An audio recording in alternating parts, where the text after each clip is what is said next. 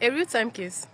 So a family is close to losing their late father's property but before we dive into details, tag your loved ones, tag your friends, tag your family members, because this one here is a real-time case and it's very, very educative.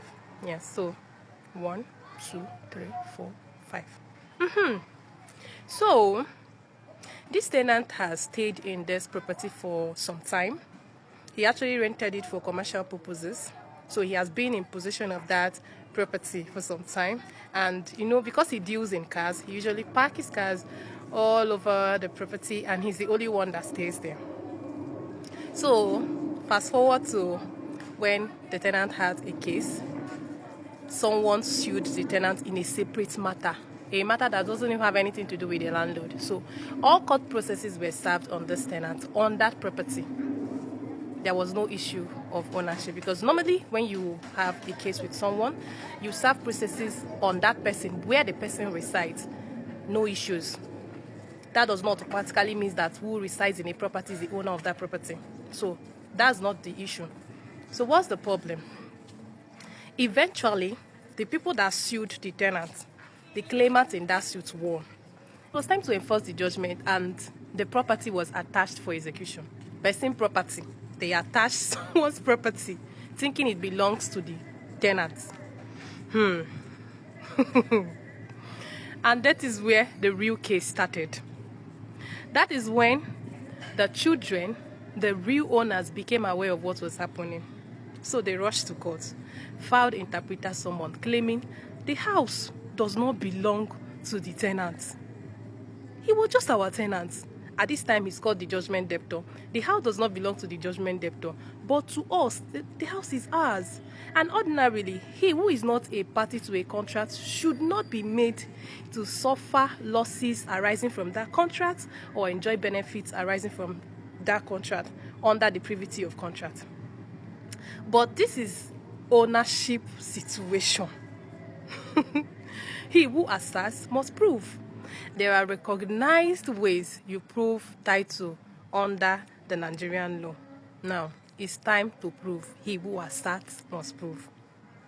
In the courts, they were asked for documents to prove title. That is where the real problem started. They provided documents that raised more questions than answers. Now, a deed of assignment dated 2000, and this deed of assignment was not specific. It mentioned areas in general, along, under, in the axis, no specific description, no beacons, nothing. Now, the survey plan they also presented that would have helped issues was dated 2005, a whoop 5 years after the deed was executed. More questions, not answers. The only document that bears the exact description is the tenancy agreement. And tenancy agreement is not a document that proves title under the law. It's not recognized. It's not a document that proves title. Okay, the payment receipt did not mention the description also. In fact, it was raising more inconsistencies. A lot of inconsistencies.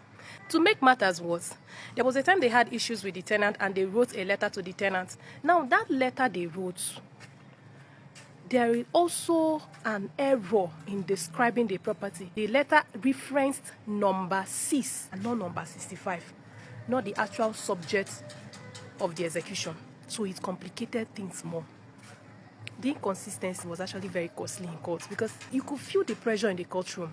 A grown man stood there visibly shaking, watching his father's inheritance slip away because of what? Poor documentation.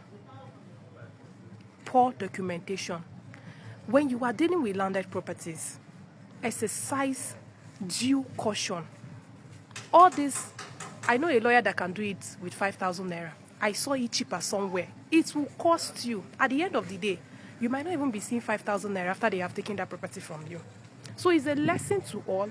It's a lesson to one. He who has ears, let him hear. However, the courts graciously adjourned the matter for continuation of hearing.